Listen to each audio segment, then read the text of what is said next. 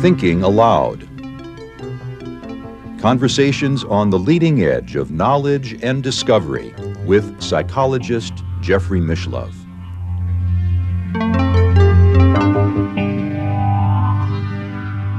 Hello and welcome. I'm Jeffrey Mishlove. Today we will be exploring Kabbalah.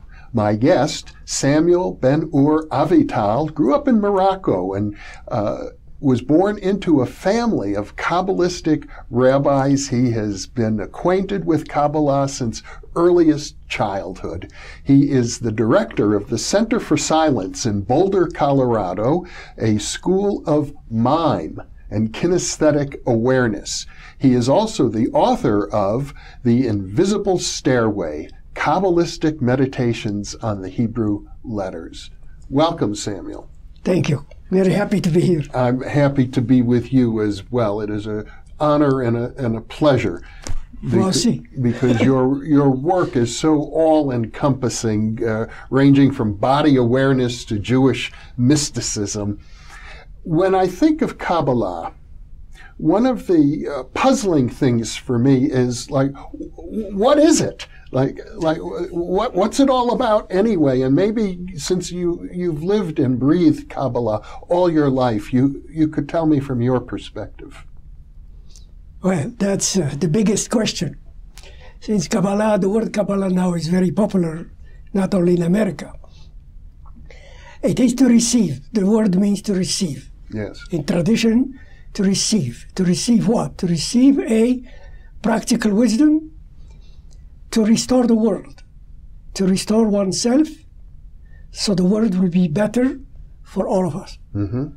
So since the world is in dire situation, it didn't begin now, we need this tikkun, restoration of the world, and it begins with myself. Mm-hmm. So for me, one of the keys to understand this Kabbalah is the Hebrew letters. Mm-hmm. This knowledge was given with the Hebrew language, recorded in Hebrew language, and when it is translated, it distorted somehow, and that's why it's good to have some knowledge of Hebrew to approach this practical knowledge. Yeah. Well, many Jewish people, Jewish Americans like myself, learn a little bit of Hebrew to get bar mitzvah, and certainly learn the Hebrew letters. Right. That's sort of basic. That's basic to understand the language. Mm-hmm. But the Hebrew letters, when they combine together, they form letters, they form words, they form book, etc., etc. And that way they can tell us the story. Each letter is also a word. It is the only language that you can spell a letter. Mm-hmm. In English, you can't spell ABC. Aleph, it spells Aleph, Lamed, Pei, and which for me, I understood the biology of the Hebrew letters. The biology. The biology of the Hebrew letters, because if you since we are trapped in the three-dimensional prison, right? When we spell the letter, it reveals to us something that is stores within the story. Now we're getting into some of the depth. The diving. I call it the diving. We're diving in because in Kabbalistic philosophy, we are essentially trapped in a three-dimensional world. Right. And in order to arrive to that dimension which is above our own intelligence, right? Kabbalah gives us some tools to reach that time-space beyond cause and effect. In other words, the letters themselves are doorways into another world. In other words, yeah, it could be tools, it could be spiritual powers, it could be triggers. If you know the code, you know, I speak about the code a little in the book. But when somebody comes and teach me the code, tell me the Kabbalah on one letter and one, you know, I say study the Aleph. That's all I can say. Well, study the Aleph. Yeah, that's all. Because the first letter in the Hebrew alphabet, the Aleph, is considered a mystical letter.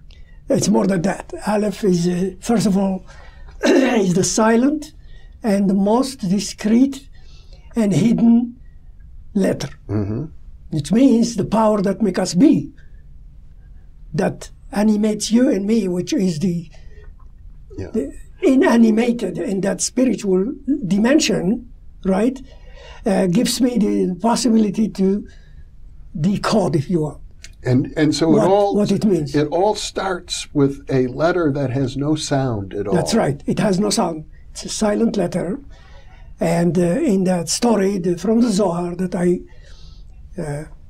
published in my book. Now, let me interrupt you for a second. You mentioned the word Zohar. Zohar is the classic books of the Kabbalah. Some of it written in English and some of it written in Hebrew. And there are certain parts that many Kabbalists insist not to be translated because our intelligence is not yet cooked enough, ready to understand it. And then we are in a time that, since the Kabbalah is very popular, it is the time that this knowledge could possibly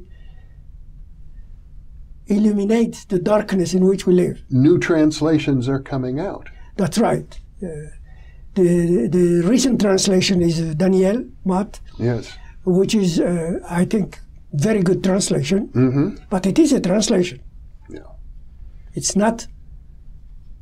To really understand it, it's important to be conversant in Hebrew, as you were when you grew up as a child. Well, I licked the Hebrew letters from a pad in honey. They were when you were little.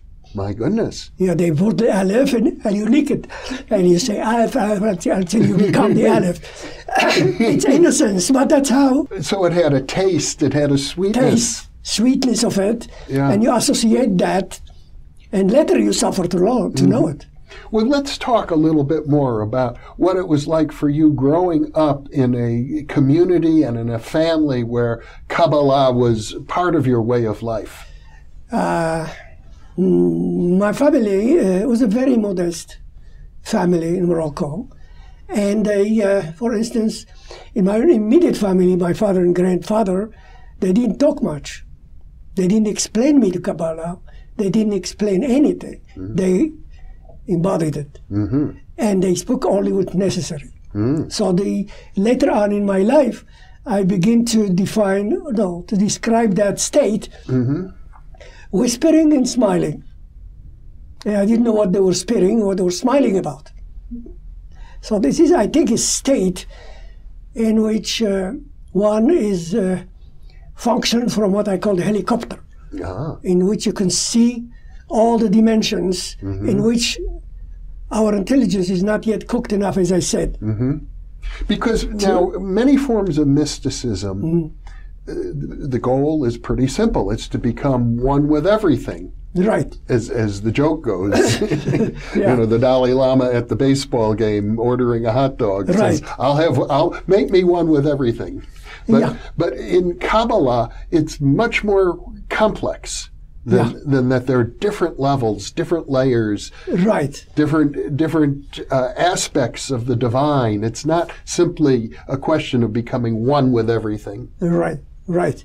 In other words, I discovered a way to simplify the complexity of the Kabbalah through movement. We'll speak about it a little later. Yes, because that's a very important part of your work. Yeah, very important to embody the knowledge or the code of that letter physically. Yes. Because when we understand something physically, it's easy to, since we are, it says, in a prisonal ego, that most humans think that the other is the enemy. This is the secret, actually. Say that again? The other is the enemy. The other is the enemy. And in Kabbalah, in Talmud, it speaks a lot about this notion of other and one, because it's the same word, ehad and aher. So, but that's a little complex for me to elaborate. But suffice to say, if I see in you the other, which is me, we wouldn't kill each other. And humanity until now, there have been fields of killing each other. Well, because that addresses an important issue, which is the insanity of life, of human life, where we've been at war with each other. We're one of the rare species where we make war against members of our own species, and Kabbalah seems to understand that there's a darkness. We're enshrouded in darkness and shrouded in madness and folly, and the goal is to heal the world. Right. Well, you mentioned sanity. Over the years, I developed for myself something to save me from this sanity. It's a motto, if you want. I say, save me from sanity. Yeah? Save me from sanity? Yeah. Save me from the insanity of this world. Yeah, something like that. Save me from thinking that I might be sane in this insane world. Yeah. So in my theater work, it helps me to stay sane. Yeah. Keep me sane in the midst of madness. Something like that. Well, it seems as if madness is arising to confront us everywhere. You have to be mad to become an artist first. To become an artist. You have to be mad to study the Kabbalah. Yeah. But the conscious madness, this is a new coin that I'm saying now. Well, conscious madness. You studied Kabbalah since childhood. No, we didn't study Kabbalah. The Kabbalists in my city, they sang the Kabbalah. They sing it. And singing it is sound. So maybe it's fair to say you were exposed to Kabbalah. That's right. Exposed to it, and it's natural. Studying it is another matter, because I seem to recall somewhere it says a person shouldn't even begin to study Kabbalah until the age of 40. Yeah. Right.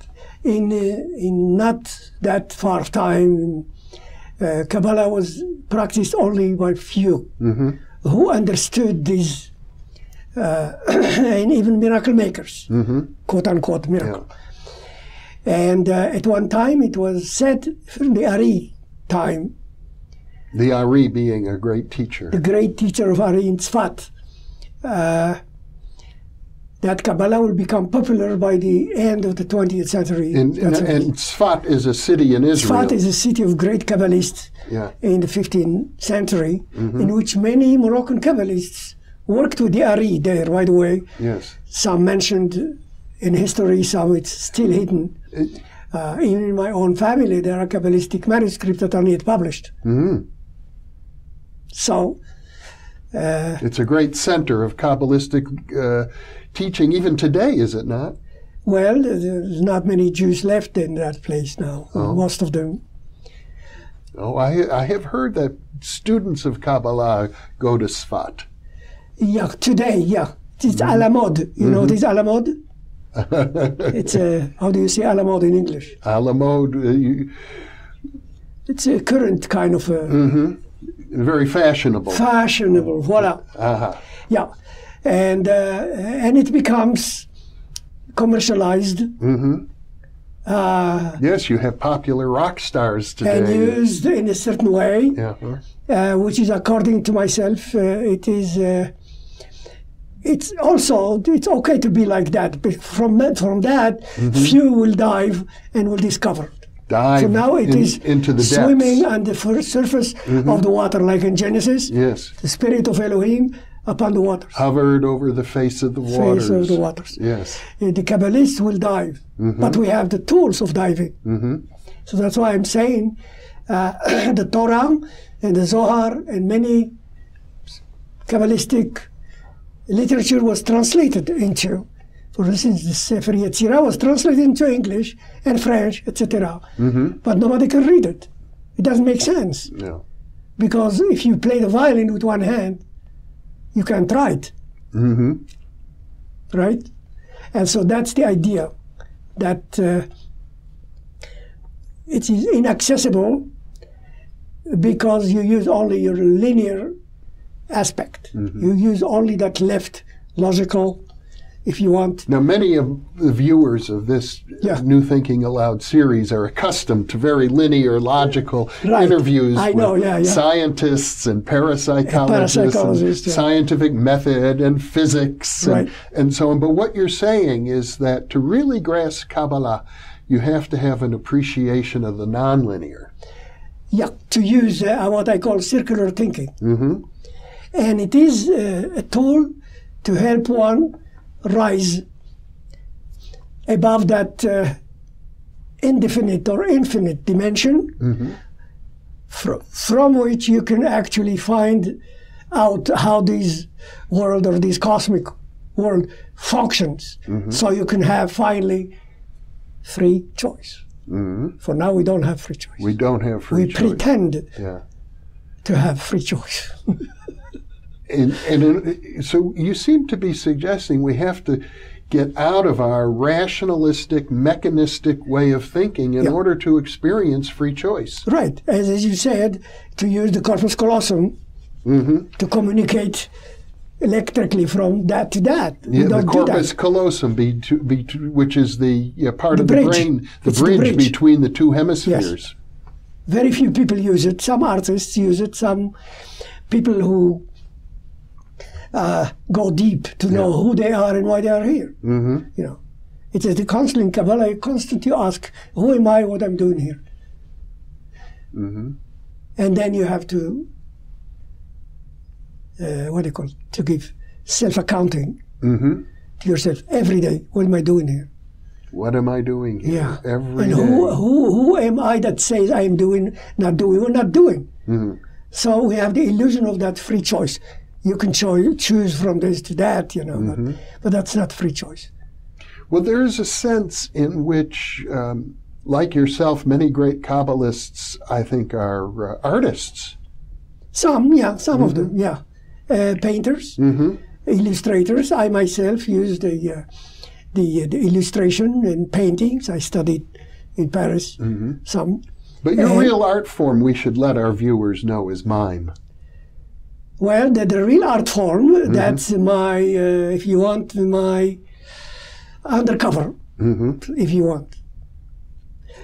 Because if I'm an artist, I can, and I developed, we'll speak about it later, certain physical exercises to get to that dimension. Kinesthetic awareness. Kinesthetic intelligence. Is what you call it in your school of mime, but I know it has a deep Kabbalistic basis. Which I'm not using the Kabbalistic terms. Yeah. Otherwise, you'd lose a lot of people. No, we'll confuse them. Yeah. So I find ways to translate certain Kabbalistic principles into physical names that I call BodySpeak. Okay. And the word BodySpeak actually was inspired from a verse in the Psalms that says, Kal atzmotai tomarna, all my bones speaks the greatness of the invisible one that makes everything be. All my bones speak the greatness of the invisible one. Adonai mi kamocha.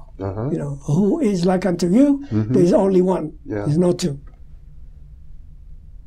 Which is a song every Jewish person would recognize from the worship service. Like we said about the hearing. Most spiritual streams in the world aspire to become enlightened. Enlightenment has to do with the eyes. The eyes. Third eye, the fourth eye, the sixth eye, etc.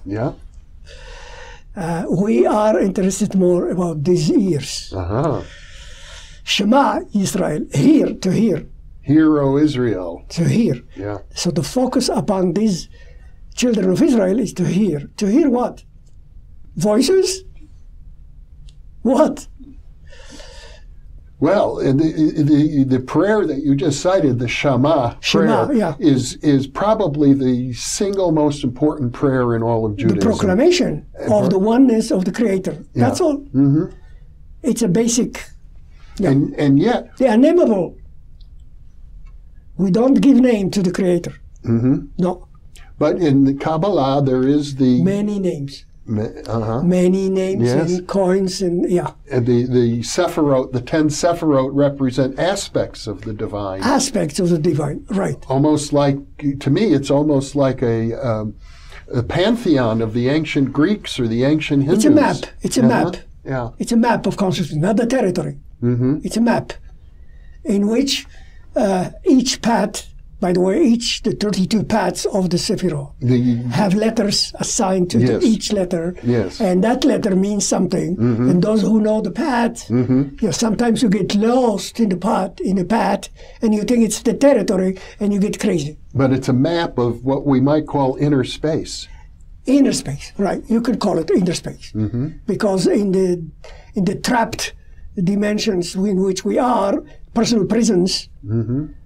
We need that map. And it's really, I suppose, a map that connects us in this three-dimensional world That you and I are not to. To a world of infinity. That's right. And since we are really limited in that three dimension, we don't have access to that sense of oneness, if you want. Yeah. But it's not just a simple make me one with everything oneness. No. Because even though we say, the Shema Yisrael, the Lord our God, the Lord is one, in Kabbalah it's a very complex kind of oneness. That's right. There have been tons of books was written on that. Yeah. But if you, for instance, study properly and understand what is the verb Shema means and what is Adonai means, etc., then you'll know what we're talking about. Well, and this is the key, because I know as you explained it to me, you can get into the depth of anything by understanding the meaning of the letters in Hebrew. When they are together. Yeah. When a letter go with a letter, it relates to each other. I learned to relate to humanity by how the letter relates to each other and form a verb. Yeah. A verb is an action. So when they say, I am that I am, that's not the translation of Ehyeh Asher Ehyeh. It's not. It's not. It's translation. Yeah.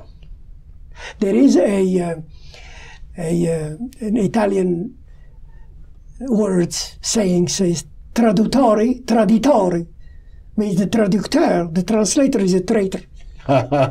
So you get that. That's interesting. But in Kabbalah, there's a way to look letter by letter by letter and see how each letter is a word, and see when you put those words together what they mean. And it's a totally nonlinear, poetic way of understanding the depths of anything. Right. Something, In other words, there is a state in studying in this way that you don't talk about it. It's that which is not talked about. So what to do? It's a blah, blah, blah talkative society here. So that's why I said this study of the Kabbalah is to teach one to be and become. To be, being and becoming. And to be... You have to become that. To listen to the silence. To listen to that center of silence. Because the silence is not lack of talking. Being healthy is not being sick. There is a difference. And I'm saying this because of the Hebrew words that means that. And most in the English language, silence means not talking. Healthy means not being sick. Well, that's not that. It's something. It's a state of being. It's something more positive. Right. The center of silence. The center of silence is a time, space in which what I call it the artistic zero. We'll speak about it maybe when we speak about the BodySpeak. Well, the center of silence is also the name of your center. The name of the school since 1971. Yes. Colorado, So we had a theater too, Boulder Mime Theater, in which performed for many years there. Well, I think, the idea that you grew up in totally imbued with Kabbalah. But I didn't call it Kabbalah. We didn't call it Kabbalah. You didn't? No. What did you call it? Life. Life. But it turns out that your family was steeped in Kabbalah. My family, my parents, my mother, my father, my grandfather didn't take me by the hand to the synagogue. Mm-hmm. It didn't tell me do this and do this and do this. You go with them. Yeah. You follow. You walk it. Mm-hmm. You're walking it. At some point, you must have been... Later. Later, you began a more formal And then study. you learn that you licked the sweet letters Uh-huh. on the iPad. Uh-huh. Not iPad. It's a pad. Pad of paper, right? No, wood paper. Wood. Wooden. Uh-huh. That you learn to write. You looked So that's why I learned calligraphy too, to write the letters. Beautiful. Mm-hmm. Yeah. Mm-hmm. Well, I think there must be a connection between the powerful, potent silence of the Aleph and the powerful, potent silence of the art of Mime. Right. The Hebrew letters are one with the other. All the ones are within each other, and all of them are one, and all of them are none. Something like that. Mm-hmm. In other words, to study this kind of Kabbalah, you have to graduate the paradox. You know, we have paradox, yes, no, yin, yang, up, down, man, woman, and all we have to transcend that and go to what the state Sephiroth called the Tiferet state. The Tiferet state, which is the middle, like the corpus callosum, unifying the opposites. Yeah, encompassing all the other. Uh-huh. Because if you really study right and left, there is no such a thing. But if you study it from what I call the artistic zero, which is the name for Tiferet, middle pillar, the middle then pillar. you are in the state that you can go here and there. Now, when you say middle pillar, you're referring to what the Kabbalists call the tree of life. There is right, left, and middle, which is the center. The diagram of the world of the infinite. Right, but in my childhood we didn't have diagrams. The diagrams is engraved in your cells, something like that. Through singing. Through singing. Because singing, all the cells are, and dancing too. So the transmission, but the singing, the words of the song are a form of transmitting that knowledge so that you eat it and digest it. Analogy. Well, we're dealing with something which is both very elusive and yet for someone such as yourself who lives it, very tangible. Well, I call it the invisible, what is it called? The hidden obvious, I call it. The hidden obvious. Yeah. Samuel Avital, what a pleasure to share this very brief time with you. I know we're just scratching the surface of a very vast and powerful body of wisdom. Thank you. Thank you so much. Yeah. And thank you for being with us. Thank you very much.